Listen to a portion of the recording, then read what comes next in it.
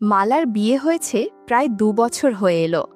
মালা ছোটবেলা থেকেই দেখতে খুব সুন্দর, আর ১৬ বছর থেকে তাকে আরও সুন্দর দেখতে লাগলো। মালাকে দেখলে মনে হতো না যে এখনও ক্লাস 10-এ পড়ে।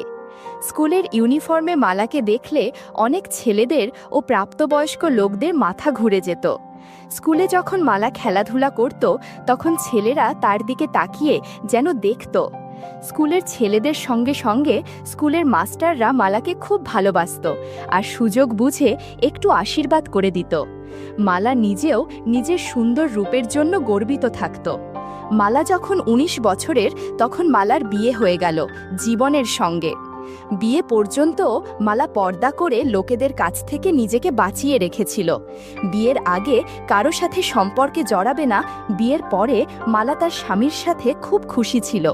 কিন্তু সময়ের সাথে সাথে মালার স্বামী মালার সাথে সময় কাটানো কমিয়ে দেয়, যেটা মালার একটুও ভালো লাগতো না।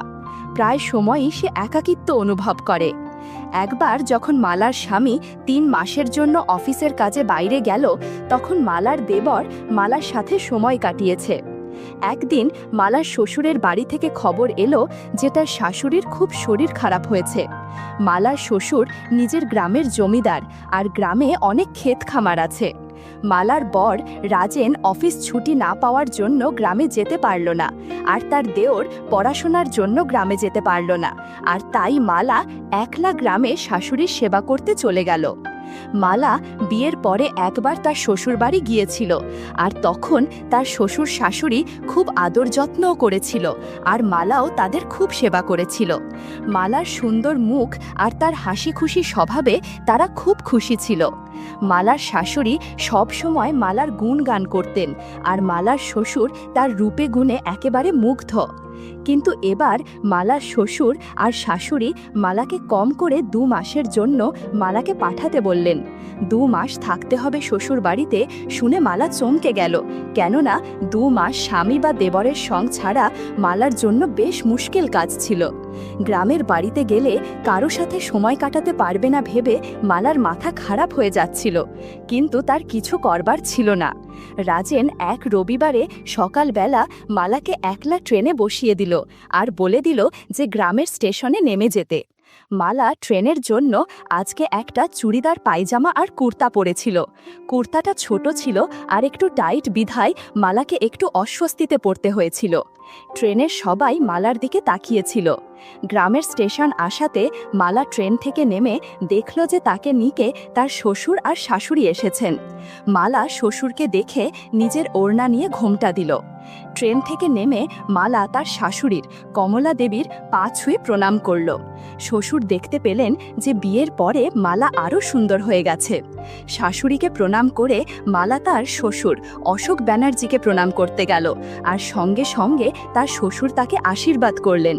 মালার শাশুড়ি তার বৌমাকে কাছে পেয়ে খুব খুশি ছিলেন। স্টেশন থেকে বেরিয়ে বাড়ি যাবার জন্য একটা টাঙ্গা করা হলো। প্রথমে কমলা দেবী টাঙ্গাতে উঠলেন, আর তারপরে অশোক বাবু নিজের পুত্রবধূকে টাঙ্গাতে উঠতে বললেন। বাড়িতে পৌঁছিয়ে কমলা দেবী মালার খুব আদর যত্ন করতে লাগলেন। গ্রামে এসে মালার প্রায় ১৫ দিন হয়ে গেল। শাশুড়ির শরীর ঠিক না থাকাতে মালা বাড়ির যাবতীয় কাজ নিজের হাতে নিয়ে সময় কাটাতে লাগলো। মালা নিজের শ্বশুর আর শাশুড়ির খুব সেবা করে তাদের মন জিতে নিয়েছিল।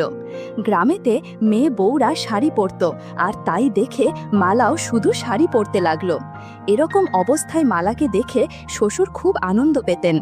মালার শাশুড়ি বিয়ের পর থেকে অশোক বাবুকে ভালোভাবে খুশি করতে পারেনি, যে কারণে অশোক বাবু তার ক্ষেতে কাজ করা সুন্দরী যুবতী মেয়েদের সাথে সময় কাটাতেন।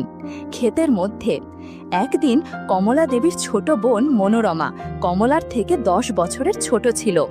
অশোক বাবু যখন প্রথমবার মনোরমাকে দেখেছিলেন, তখন তার বয়স ছিল 17 বছর, আর মনোরমা তখন স্কুলে পড়ত। মনোরমা গরমের ছুটিতে দিদি জামাইবাবুর বাড়িতে বেড়াতে এসেছিল। অশোক বাবু নিজের ক্ষেতের পাম্প ঘরে মনোরমাকে নিয়ে গিয়েছিলেন একটা বিশেষ কাজের জন্য। সেদিনের পর মনোরমা 7 দিন অবধি ভালো করে হাঁটতে পারেনি। আর যখন মনোরমা আবার ঠিকভাবে চলতে পারল, তখন মনোরমা শহরে ফিরে গেল। কিন্তু শহরে গিয়ে মনোরমা বেশি দিন থাকতে পারল না। মনোরমা অশোকবাবুর কথা খুব মনে পড়তে থাকে, তাই সে আবার গ্রামে দিদি আর জামাইবাবুর কাছে চলে আসে।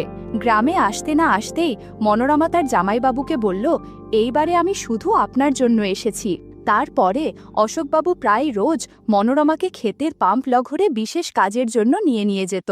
এভাবে অনেক দিন চলার পর মনোরমার বিয়ে হয়ে গেলে অশোকবাবু আবার একলা হয়ে গেলেন। কিন্তু যখন অশোকবাবু মালাকে দেখলেন, তখন নিজের অতীতের জীবন আবার মনে পড়ে গেল। মালা কখনো কখনো ভাবত যে হয়তো এটা তার মনের ভুল, শ্বশুর তার বাবার মতন। একদিন মালা নিজের কাপড় চোপড় ছাদে মেলে এসেছিল। হঠাৎ খুব কালো কালো মেঘে আকাশটা ছেয়ে গেল, মনে হচ্ছিল যে বৃষ্টি পড়বে। অশোকবাবু বললেন, বৌমা, মনে হচ্ছে বৃষ্টি আসতে পড়ে, আমি ওপর থেকে কাপড়গুলো নামিয়ে আনছি। মালা সঙ্গে সঙ্গে বলল, না না বাবা, আপনি কেন কষ্ট করবেন, আমি এখুনি গিয়ে নিয়ে আসছি। অশোকবাবু বললেন, বৌমা, তুমি সারাদিন এত পরিশ্রম করো, এতে কষ্ট আর কি, আমাকেও কিছু কাজ করতে দাও। এই বলে অশোকবাবু ছাদে চলে গেলেন। ছাদে গিয়ে অশোকবাবু বুঝতে পারলেন যে কেন বৌমা নিজে কাপড় নামাতে চাইছিল। ছাদে গিয়ে দেখে দুটো ছোট পোশাক দড়িতে ঝুলছে। পোশাক দুটো অশোকবাবু পর্যবেক্ষণ করে দেখছিলেন বিশেষ কোনো ঘ্রাণ আছে কিনা। এদিকে শ্বশুরের হাতে এসব দেখে মালা লজ্জা পেয়ে গেল। মালা সঙ্গে সঙ্গে ঘোমটা দিয়ে বলল, বাবা, আমি এই জন্য বলছিলাম যে আমি নিয়ে আসছি, আপনি কেন এত মেহনত করলেন? অশোকবাবু সঙ্গে সঙ্গে বললেন, না না, এতে আর কি মেহনত। মালার পুরো মুখটা লাল হয়ে গেল। অশোকবাবু আবার জিজ্ঞেস করলেন, বৌমা, এতে লজ্জা পাবার কি হলো? গ্রামে তো আর মেয়েরা বা বউরা এসব পরে না। যদি তোমার এগুলো পুরনো হয়ে গিয়ে থাকে, তো তুমি তোমার শাশুড়িকে বলে শহর থেকে নিয়ে নিও। আমি যদি শহরে যাই তাহলে আমি নিয়ে আসবো। নাও, এগুলো শুকিয়ে গেছে, রেখে দাও। এই বলে অশোকবাবু হাত বাড়িয়ে মালাকে সেগুলো দিয়ে দিলেন। একদিন কমলা দেবী শহরে কোনো কাজে যাবার ছিল। অশোকবাবু নিজের স্ত্রীকে নিয়ে শহরের দিকে রওনা হলেন। দুজনে সকাল সকাল বাড়ি থেকে স্টেশনের দিকে যেতে লাগলেন। রাস্তাতে অশোকবাবুর এক বন্ধুর সঙ্গে দেখা হয়ে গেল, আর সে নিজের গাড়ি করে শহরে যাচ্ছিল। অশোকবাবুর বলাতে ওনার বন্ধু কমলা দেবীকে গাড়ি করে শহরে নিয়ে গেলেন, আর অশোকবাবু বাড়ি ফিরে এলেন। বাড়িতে এসে দেখলেন যে দরজাটা ভেতর থেকে বন্ধ, আর বাথরুম থেকে জল পড়ার আওয়াজ আসছে। বুঝতে পারলেন যে মালা ভেতরে আছে। মালা জানত যে তার শ্বশুর আর শাশুড়ি সন্ধেবেলায় ফিরবেন। অশোকবাবু বাড়িতে ঢুকে নিজের ঘরে চলে গেলেন। মালা জানত না যে তার শ্বশুর বাড়িতে ফিরে এসেছে। মালা জানত যে বাড়িতে কেউ নেই। একটু পর মালা বের হয়ে আসে আর জামা কাপড় শুকাতে দেয়। এদিকে অশোকবাবু আড়াল থেকে মালাকে দেখছিলেন আর মনে মনে কি যেন ভাবছিলেন। বন্ধুরা, ইউটিউবের কড়া নিয়মের কারণে এসব ঘটনা সরাসরি বলা যাচ্ছে না। তোমরা কমেন্টে দেয়া লিংক থেকে আমার ওয়েবসাইট ভিজিট করো, সেখানে একদম খোলামেলা গল্প দেয়া আছে। একদিন মালা খেতে যাবার জন্য শাশুড়িকে বলল, মা, আমি ক্ষেত দেখতে চাই, যদি তুমি অনুমতি দাও তো আমি খেতে গিয়ে আমাদের ফসল দেখে আসি, শহরে তো এই সব দেখা যায় না। কমলা দেবী বললেন, আরে বৌমা, তুমি নিজের খেতে যাবে, এতে অনুমতি নেওয়ার কি দরকার? তোমার বাড়ির ক্ষেত, তুমি যখন ইচ্ছে হবে যাবে। আমি এখনই তোমার শ্বশুর মশাইকে বলছি যে তোমাকে ক্ষেত দেখিয়ে আনতে। না না মা, বাবাকে বলতে হবে না, আমি একলাই খেতে চলে যেতে পারবো। আরে তাতে কি হয়েছে, তোমার বাবা কয়েকদিন থেকে খেতে যেতে পারেননি, আজ তুমিও ওনার সঙ্গে ক্ষেত ঘুরে এসো। যাও, তুমি জামা কাপড় বদলে এসো। মালা জামা কাপড় ছাড়তে চলে গেল, আর কমলা দেবী গিয়ে অশোকবাবুকে বললেন, কোথায়, শোন একটু, আজকে তুমি বৌমাকে ক্ষেত দেখিয়ে আনো। বৌমা বলছিল যে একলা খেতে চলে যেতে পারবে, আমি বৌমাকে বলেছি যে তোমার সঙ্গে খেতে যেতে। অশোকবাবু বলল, ঠিক আছে, আমি বৌমাকে খেতে দেখতে নিয়ে যাব। কিন্তু যদি বৌমা একলা চলে যেত তো কি হয়ে যেত? গ্রামে কিসের ভয়? শাশুড়ি বলল, তুমি কি বলছো? বাড়ির বউকে একলা খেতে যেতে বলছো? মালা নিজেকে সামলাতে পারবে না? ততক্ষণে মালা শাড়ি আর ব্লাউজ পরে ঘর থেকে চলে এলো। শাড়ি আর ব্লাউজ পরে মালাকে খুব সুন্দর লাগছিল। মালা বলল, বাবা চলুন, আমি রেডি। এরপর শ্বশুর আর বউ দুজনে ক্ষেত দেখতে বাড়ি থেকে বেরিয়ে পড়ল। মালা আগে আগে যাচ্ছিল আর অশোকবাবু পেছন পেছন হাঁটছিলেন। মালা মাথাতে ঘোমটা দিয়ে নিয়েছিল। অশোকবাবু বৌমার হাঁটা দেখে দেখে অনেক কিছু ভাবছিলেন। মালা ভালো করে জানত যে তার শ্বশুরমশাই তাকে অন্য চোখে দেখে, আর এখন ওনার দুটো চোখ মালার দিকেই আটকে আছে। গ্রামের রাস্তা আস্তে আস্তে সরু হতে লাগলো, আর বৌমা আর শ্বশুর একটা সরু রাস্তা দিয়ে হাঁটতে লাগলেন। হঠাৎ রাস্তার অন্য দিক থেকে দুটো গাধা মালার সামনে এসে পড়ল। রাস্তা এত সরু ছিল যে গাধাদের সাইড দিয়ে এগোনো যাবে না, তাই মালা ধীরে গাধাদের পেছন পেছন হাঁটতে লাগলো। হঠাৎ মালার চোখ পেছনের গাধাটার ওপরে গেল, আর তার দিকে দেখিয়ে অশোকবাবুকে বলল, বাবা দেখুন, এটা আবার কেমন গাধা? এই গাধাটার 5টা পা আছে। বৌমা, তুমি কিছু জানো না, একটু ভালো করে দেখো, গাধাটার 5টা পা নেই। মালা আবার ভালো করে দেখল আর একটু অস্বস্তিতে পড়ল, কেননা গাধাটার 5টা পা ছিল না, আর পঞ্চম পাটা হলো গাধার পিছের 2 পায়ের মাঝের জিনিস। মালা বুঝতে পড়ল যে গাধারা কি করতে যাচ্ছে। এইবারে মালার ঘাম ছুটতে লাগলো। পেছনে শ্বশুর মশাই চলে আসছেন।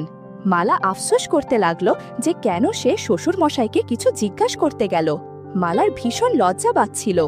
এইভাবে কথা বলতে বলতে বউ আর শ্বশুর খেতে পৌঁছে গেলেন। অশোকবাবু নিজের বৌমাকে পুরো ক্ষেত ঘুরিয়ে ঘুরিয়ে দেখালেন, আর খেতে যেসব মেয়ে বউরা কাজ করছিল তাদের সঙ্গে আলাপ করিয়ে দিলেন। এত ঘুরে ঘুরে মালা হাঁপিয়ে গিয়েছিল, আর তাই অশোকবাবু একটা আম গাছের নিচে মালাকে বসিয়ে দিলেন আর বললেন, বৌমা, তুমি তোমার পায়ে তো বাছা হয়েছে, তুমি উই পাম্প ঘরে চলো, সেখানে তেলের বোতল আছে, আমি পা মালিশ করে দিব। মালা বলল, না বাবা, কি বলছেন আপনি? আমার থেকে বয়সে অনেক বড়, আপনি আমার পা মালিশ করবেন? এটা কি করে হয়? অশোকবাবু বললেন, আরে এতে কিছুই হবে না, তুমি আমাদের কত খেয়াল রাখো, আর আমি তোমার জন্য এটুকু করতে পারবো না? এরপর অশোকবাবু মালাকে ধরে পাম্প ঘরে নিয়ে গেল। এখানে একটা ছোট চৌকি রাখা ছিল। অশোকবাবু মালাকে বসতে বললেন আর মালার পায়ে তেল মালিশ করতে লাগলেন। ধীরে ধীরে পাম্প ঘরের মধ্যে অনেক কিছু পরিবর্তন হতে শুরু করে। ক্ষেতের মধ্যে গ্রামের যেসব মেয়েরা আর বউরা কাজ করত, তারা দেখল পাম্প ঘরের ছোনের বেড়া ভূমিকম্পের মতো কাঁপছে, কেমন যেন শব্দ হচ্ছে। ঘণ্টাখানেক সবকিছু স্বাভাবিক হলো, আর অশোকবাবু মালাকে নিয়ে বেরোলেন। অশোকবাবুর সেবা যত্নে মালা অনেক খুশি হয়েছে। এরপর থেকে মালা প্রায় সময় আমঘরে যাওয়ার বায়না ধরত, আর অশোকবাবু মালাকে নিয়ে পাম্প ঘরে যেত। বন্ধুরা, ইউটিউবের গল্পগুলো শুনে মজা না পেলে আমার ওয়েবসাইটে দেয়া গল্পগুলো শুনতে পারো। সেখানে প্রতিদিন খোলামেলা গল্প আপলোড করা হয়। কমেন্টে ওয়েবসাইটের লিংক দেয়া আছে।